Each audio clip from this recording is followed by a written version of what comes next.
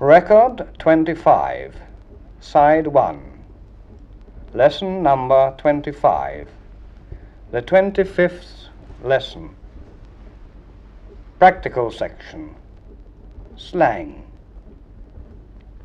It's a smashing day for a walk in the country, isn't it? Yes, it's beautiful. I suppose that's what you mean, John. You're right. Smashing is a slang word, and not really respectable English. Tell us a few more slang words and expressions, John. Why do people use them?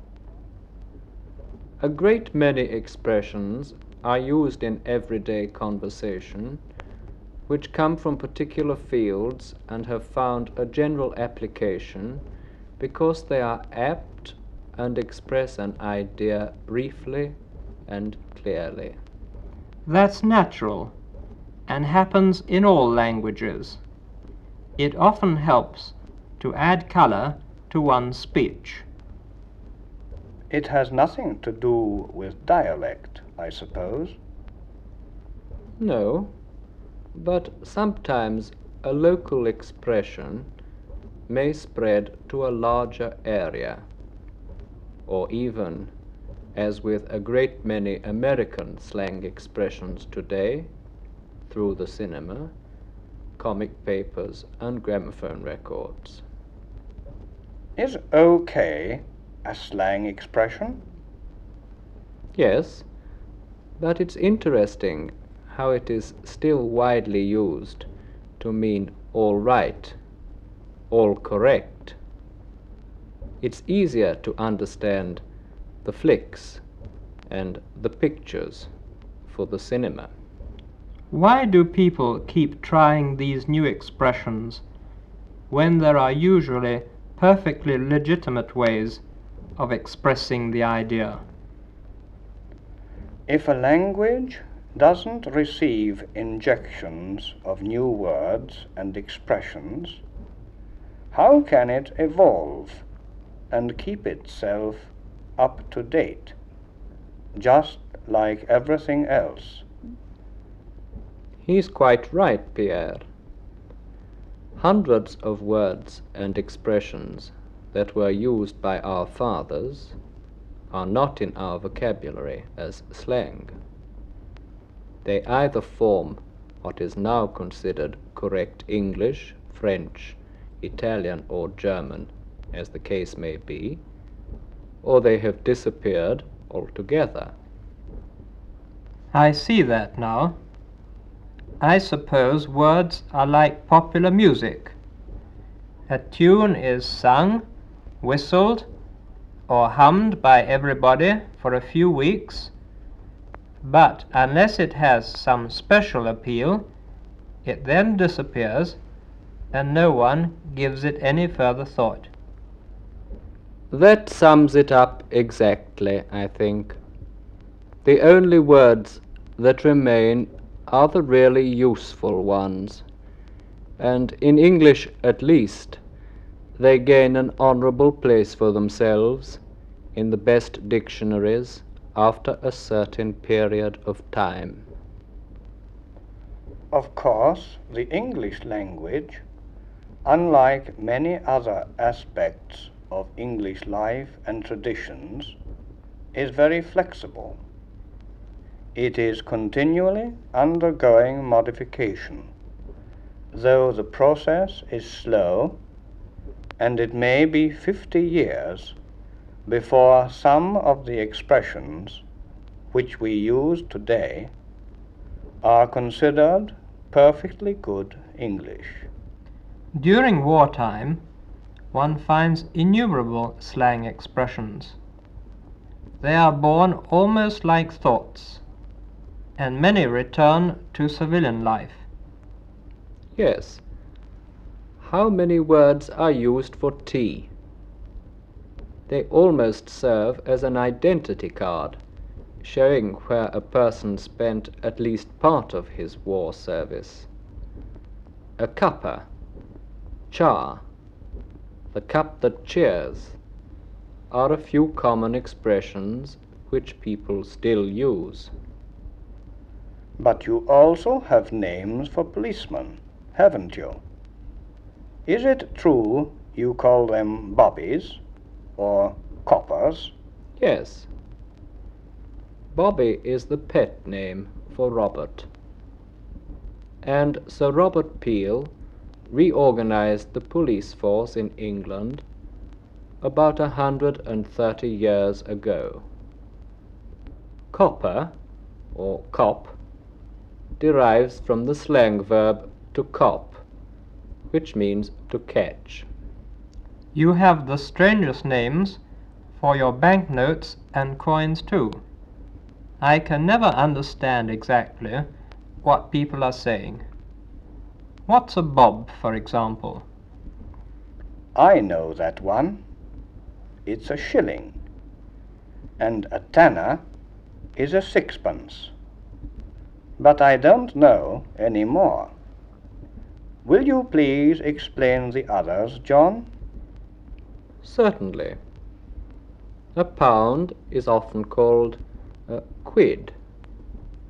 10 shillings, half a quid. 5 shillings, a dollar, though a dollar is really worth more than that today. Half a dollar is 2 shillings and sixpence, or half a crown. A 2-bob bit is a florin, and a penny is sometimes a copper, because it is made of a brown metal containing some copper. I know now, but I'll probably have forgotten when next I hear them. There are expressions like those in almost every field of activity, but I imagine you do not advise us to make use of them, John, do you? Well, it's not for me to say. There's such a difference between the words and expressions we use in everyday conversation and those we employ in polite conversation or in writing. If in doubt, use your dictionary. It isn't always wise for a foreigner to use slang, though it may be funny occasionally. Side 2, Grammatical Section. The present participle and gerund. In English, the present participle and gerund are exactly the same in form, but their uses, as one might expect, are not. They both derive from the infinitive and are formed by adding ing to this, with the modifications indicated in Lesson 4. To love, loving. To make, making. To stop, stopping. To travel, travelling. It should be noted that the infinitive ending in y does not change even when preceded by a consonant. The ing is always added. For example, to carry, carrying. To play, playing. To study, studying. To cry, crying. The present participle is used a. to form the progressive tenses. I am reading an English book. Father had been working in the garden. B.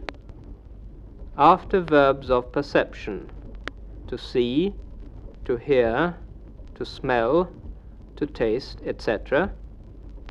When speaking of the action while it is, was, or will be happening. I saw them arriving this morning. The children heard their father hammering in the tool shed. C. As an adjective. He was reading an interesting book.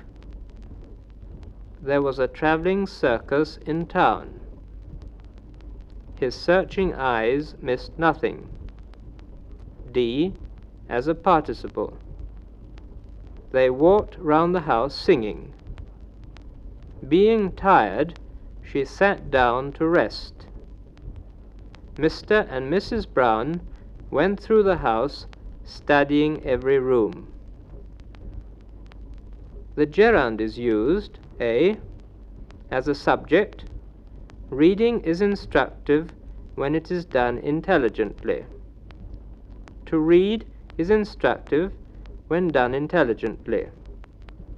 Here we see the gerund used as the subject in the first example, and the infinitive serving the same purpose in the second.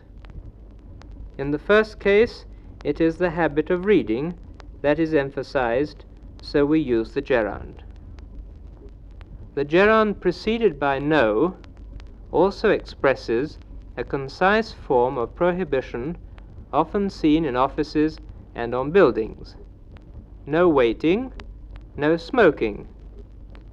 This form is, however, limited to notices and is not normally used in conversation.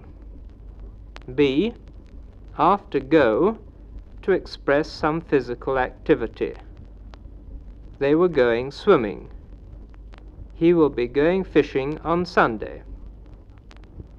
After come, when this means I invite you. Come fishing with us this afternoon.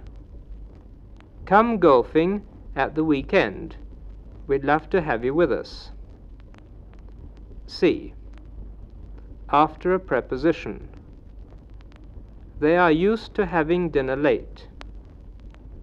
We are looking forward to seeing our friends before they leave for America. Before going to the cinema, he phoned some friends. The simple gerund is usually preferred to the perfect. The first of the following examples is more common. 1. He was punished for breaking all the glasses. 2. He was punished for having broken all the glasses.